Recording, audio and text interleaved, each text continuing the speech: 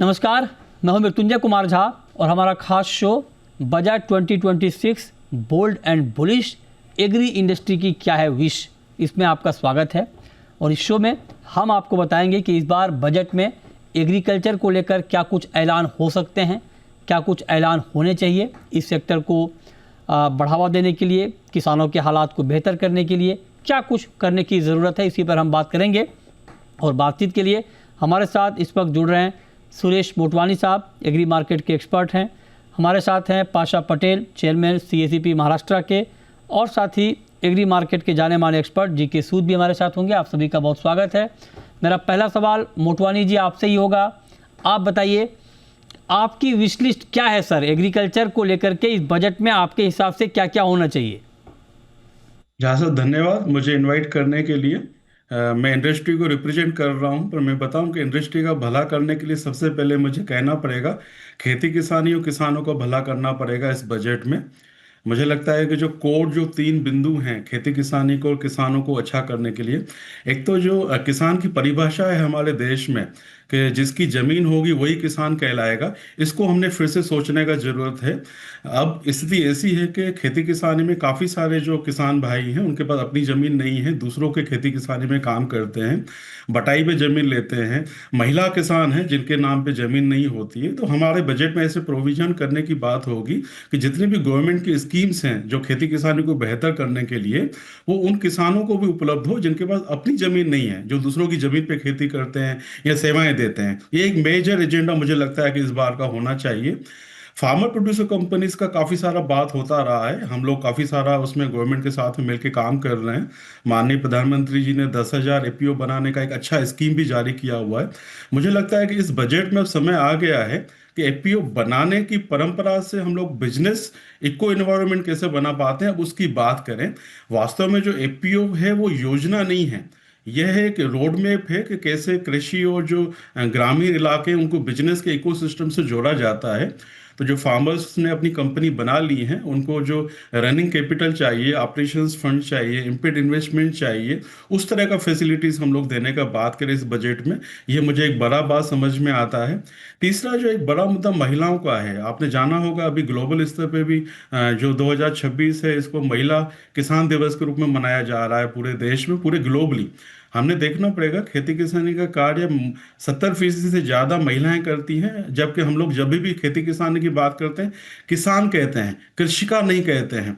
तो उसमें सोच का मुझे थोड़ा ज़रूरत लग रहा है कि इस तरह की जो भी योजनाएं खेती किसानी के संबंध में चलाई जाए उसमें स्पेशली महिलाओं के लिए कुछ योगदान हो, महिलाओं के लिए रिजर्वेशन हो कि ये महिला एंटरप्रेन्योर होगा खेती किसानी में, या ये योजनाएं महिलाओं के लिए अच्छी तरह से लागू किया जाएगा, इसका मुझे ज़रूरत समझ में आता है। और जो चौथा मुझे सजेशन अभी देने की इच्छा हो रही है, सस्टेनेबिलिटी का एक मुद्दा है जो कि कई मायनों में ऐसा समझा जाता है कि ये कोई प्रिविलेज है, कुछ एक्स्ट्रा काम है, कि एनवायरनमेंट को बचाना कोई एक्स्ट्रा काम है। मुझे लगता है कि सस्टेनेबिलिटी का एक बड़ा जो अर्थ है कि खेती किसानी में जो लगे हुए लोग हैं, हमारे किसान भाई बहन हैं, उनका जीविका इंश्योर हो, ये सस्टेनेबिलिटी का पार्ट है। तो इस बजट में इस तरह के प्रोविजन अगर हम लोग ला पाते हैं कि जो एनवायरनमेंट को, जो बायो सस्टेनेबिलिटी को जारी रखते हुए जो रीजनरेटिव फार्मिंग सिस्टम्स हैं, लो केमिकल की फार्मिंग एक्टिविटीज़ हैं, उनको बढ़ावा देने के लिए जो जो प्रयास किए जा सकते हैं, चाहे योजनाएं हों, चाहे इस तरह के जो इनपुट मार्केट में उपलब्ध है उस पर ज़्यादा सब्सिडी की अपन बात करें, चाहे एक इन्वायरमेंट बनाने की बात करें कि लॉन्ग टर्म सस्टेनेबिलिटी आए, किसानों की जो आमदनी है वो लंबे समय के लिए हम लोग इंश्योर कर पाए, बजाय के 1-2 साल के विजन पीरियड के लिए। ये तो जो कोर 4 सजेशन मैंने आपको दिए, पर चूंकि मैं वेज ऑयल इंडस्ट्री को बिलोंग करता हूं, हम लोगों ने काफ़ी सारा उस पर काम कर रहे हैं। 2 की अनुशंसाएं जो मुझे लगता है कि अभी मुझे देने का ज़रूरत है। एक तो ये आऊँगा अच्छा मोटवानी जी, शुरुआत हो गया। मोटवानी जी जी मैं जी। ऑयल पे आऊँगा क्योंकि अभी आपसे लंबी बातचीत करनी है ना। हमारे साथ पाशा पटेल भी हैं, चेयरमैन हैं CACP महाराष्ट्र के। पाशा जी बहुत स्वागत है आपका। आपकी विश लिस्ट क्या है सर? चूँकि आप महाराष्ट्र CACP को रिप्रेजेंट कर रहे हैं, किसानों को भाव में ही नहीं मिल रहा है सर, ये हकीकत है, और आप CACP के चेयरमैन हैं, ये आपके लिए बड़ा कंसर्न होना चाहिए। क्या डिमांड रखी है आपने सरकार के सामने बजट में? नहीं, आप जो कह रहे हैं वो सही बात है। यहाँ पे आप जो कह रहे हैं ना, किसानों के कुछ प्रॉब्लम है रेट के बारे में, या उसके बारे में अगर सही मायने में अगर सोचेंगे तो कपास वाले का थोड़ा ठीक हो गया है, लेकिन बाकी पल्सेस और ऑयल सीड की प्रॉब्लम है। तो इनको अगर बेहतर बनाने के लिए कुछ काम करना पड़ेगा।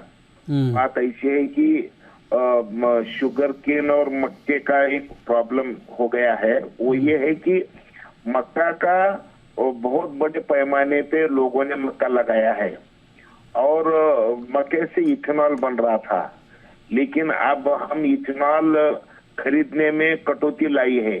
तो ये कटौती की वजह से शुगर केन वाले किसान को, जैसा कि मैं अभी एक हमारे पास के एक इथेनॉल बनाने वाले से बात किया, उन्होंने कहा कि मैं 4.5 करोड़ लीटर इथेनॉल बनाता हूँ, लेकिन मुझे सिर्फ 1.5 करोड़ देने का ही इस साल ऑयल कंपनियों ने बताया है।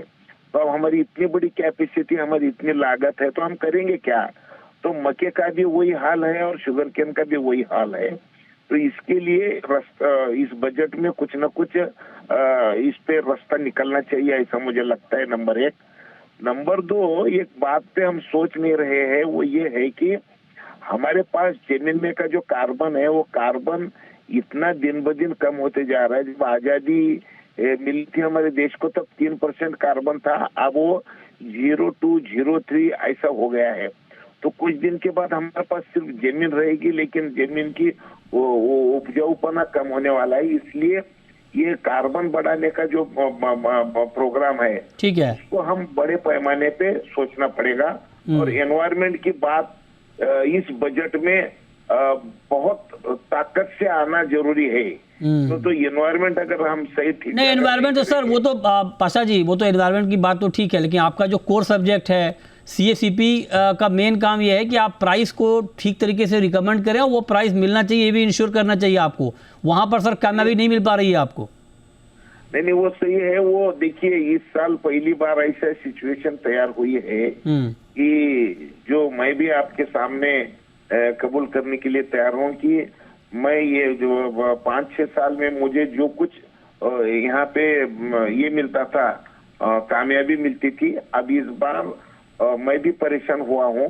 तो हम जो मांग रहे हैं ना, वो मिलने को तैयार नहीं है। उसकी वजह मेरे समझ में नहीं आ रही। ये बहुत बड़ी बात है सर, क्योंकि आप खुद CACP के चेयरमैन हैं और आप ये बात कह रहे हैं, तो इसका मतलब ये है कि आप गंभीरता से इस बात को एक्सेप्ट कर रहे हैं। इसके लिए मैं आपकी तारीफ करूंगा कि आप मान रहे हैं इस बात को कि हाँ, प्राइसिंग के मोर्चे पर दिक्कत है, उस पर काम होना चाहिए।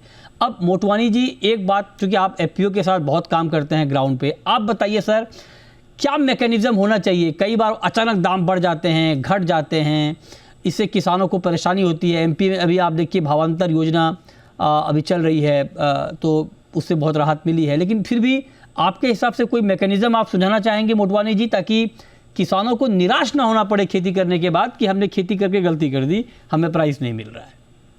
जहाँ साहब ये मूल मुद्दा है, कितना भी हम लोग किसानों को प्रोत्साहित करें कोई भी फसल उगाने के लिए, जब तक उसको सही मूल्य नहीं दे पाएंगे वो लंबे समय तक नहीं ले पाएंगे। हम लोगों ने इस दिशा में काफी सारी बात किया है। मैं आपको बता दूं कि 2 तरह के जो सजेशन थे, सुझाव थे, उस पर गवर्नमेंट ने कुछ अपने लेवल पे कार्य भी किया।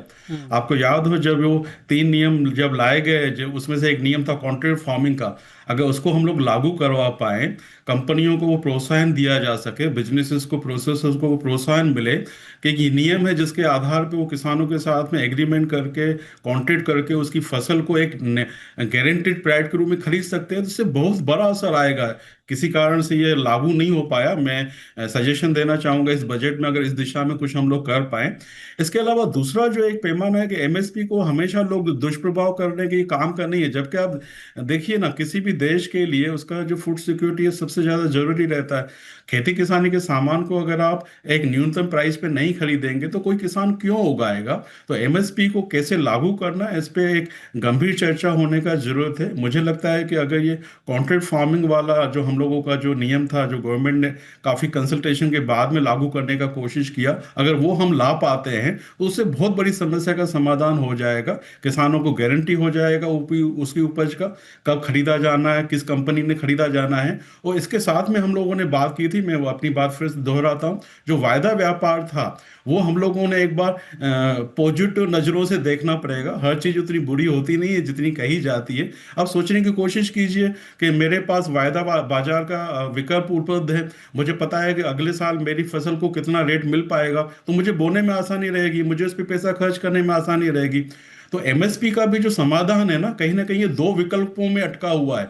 हम कॉन्ट्रैक्ट फार्मिंग लागू करें, जो कारोबार है उसको लागू करें, दोनों से एमएसपी का भी क्वेश्चन सॉल्व हो जाएगा। जहां साहब इसको उस तरह से देख पाए इस बजट में, तो ये आशा है।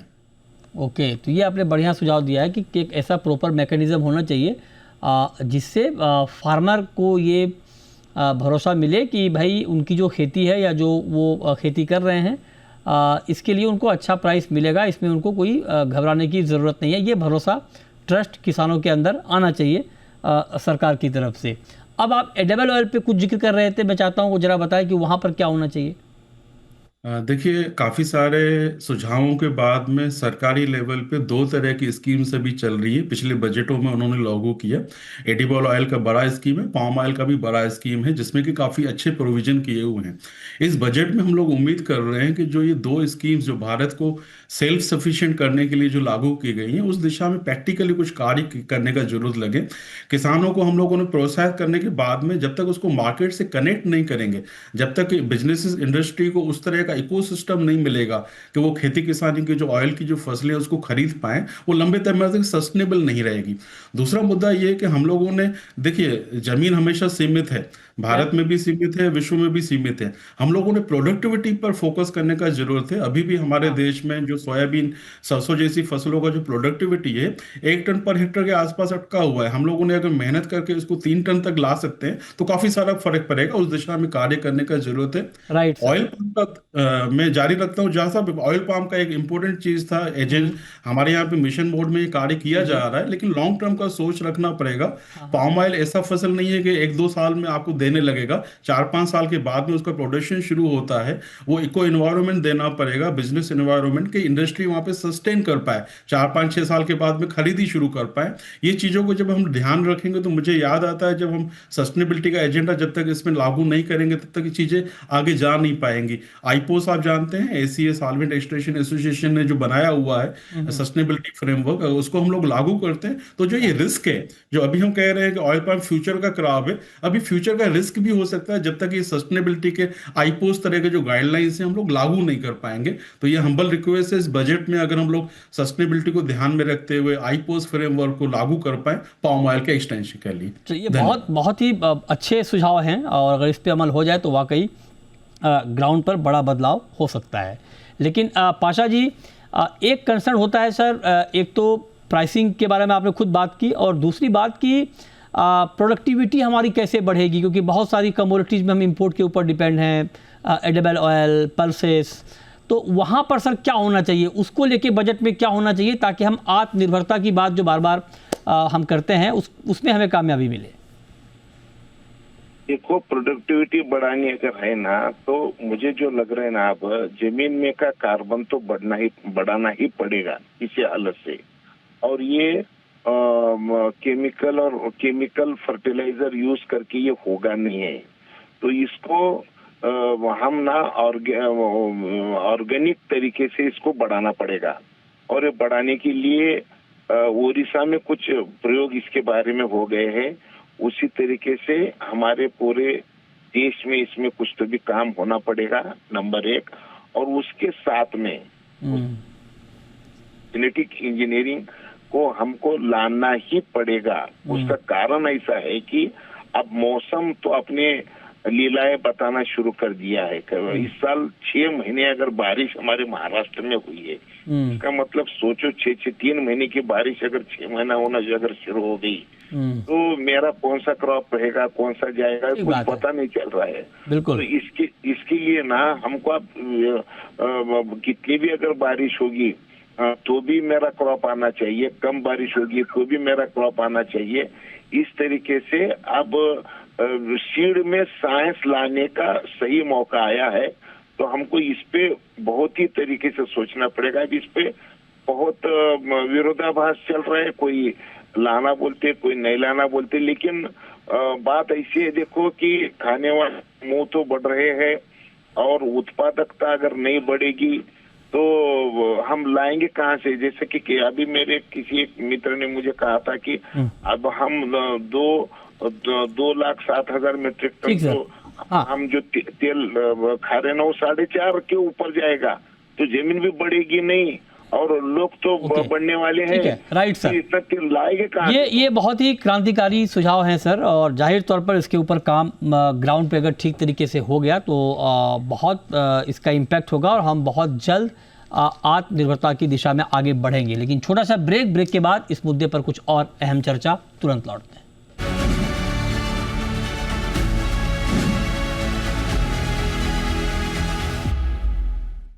ब्रेक के बाद भी आपका स्वागत है और हमारे साथ जीके सूद साहब भी जुड़ चुके हैं, एग्री मार्केट के जाने माने एक्सपर्ट हैं। सूद साहब, बहुत स्वागत है आपका जी बिजनेस के स्टूडियो में। और मेरा सवाल, अभी हम ये बात कर रहे हैं कि एग्रीकल्चर सेक्टर के लिए इस बजट में क्या कुछ होना चाहिए। आपका इतना लंबा अनुभव है, आप बताइए सर, इस वक्त एग्रीकल्चर में चुनौतियाँ क्या क्या हैं और आपके हिसाब से क्या कुछ बड़े फैसले, ऐलान इस बजट में होने चाहिए एग्रीकल्चर को लेकर? धन्यवाद मृत्युंजय जी मौके के लिए। किसी भी सब्जेक्ट के लिए सबसे पहले उसमें चुनौतियां क्या है, जैसे आपने सही बताया। अभी आप अगर हमारी प्रोडक्टिविटी की बात देखें तो कॉटन में दुनिया की एवरेज से, हाईएस्ट से नहीं, एवरेज से करीब 55% है। दालें, ऑयल सीड्स और राइस में 75% है और गेहूं में 85%। सब तरफ इतना प्रोडक्टिविटी गैप है। इसके वजह कई हो सकती हैं, हो सकता है कि हम ना पहुंच पाए वहाँ तक, पर फिर भी जैसे मैंने सोयाबीन पर लास्ट ईयर स्टडी की थी, बहुत आसानी से डबल हो सकता है अगर वो प्रॉपर एक्सटेंशन वर्क हो। हमारे पास वैरायटीज़ भी हैं, पर अगर ऑयल सीड्स पर जैसे बात बढ़ाएं आगे तो 40 साल हो गए हमें। सबसे पहला प्रोग्राम जो मेरी रिसेंट मेमोरी में है वो 40 साल पहले प्रोग्राम शुरू हुआ। अच्छा। और 40 साल में बहुत डेफिनेटली यही लगता है कि जो रास्ता हमने अपनाया है वो शायद पर्याप्त नहीं है। रास्ता तो ठीक होगा और इसकी की बहुत ही पर्याप्त इसलिए नहीं है। जैसे मैं आपको रिसेंट एग्जांपल दूंगा, 2024 में 10,000 के लगभग करोड़ का हुआ कि 5 साल के लिए ये प्रोग्राम बनाया गया ऑयल सीड्स के लिए। उसमें 2 साल तो बीत गए, प्रोडक्शन वहीं की वहीं है। टारगेट ये था कि 3.5 गुना हो जाएगी, तो आज देखिए कि 2025-26 के बाद 3.5 गुना 2030 तक होना कितना मुश्किल है। और ग्राउंड पर कुछ दिखता नहीं, इसके लिए कुछ हो सकता है। ऐसे ही पाम का प्रोग्राम बहुत ही जोर शोर से हुआ, इंडस्ट्री ने भी सपोर्ट किया। हमारा प्रोग्राम यह है कि इस साल जो अभी गया 12 लाख टन पाम ऑयल होना था, जिसमें से उपलब्धि हुई है 2 लाख टन की, और 28 लाख टन अगले 5 साल में होना है। वो पता नहीं होगा कि नहीं। अच्छा। तो इसलिए इनके ऊपर कोई और या तो दिशा बदली जाए, रास्ता बदला जाए, या कोई इन्वेस्टमेंट और ज़्यादा हो। ओके। और रिसर्च एंड डेवलपमेंट पर ही फोकस हो गया इस मेरी सब्जेक्ट का। ओके।